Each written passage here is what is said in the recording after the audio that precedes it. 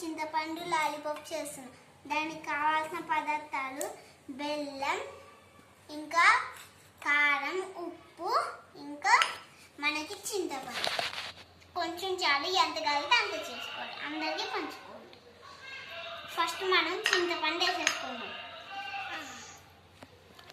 నీళ్ళు కూడా కావాలి.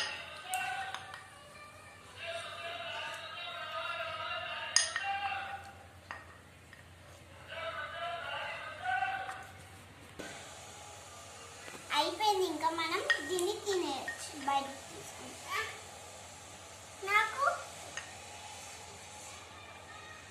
నాకు తీస్తున్నాను.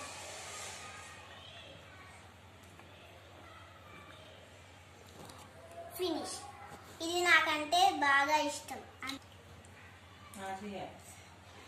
వాయన్ని కర్తీష ఎలా ఉంది? బాగుంది. బాగానే ఉందా? చాలా బాగుందా?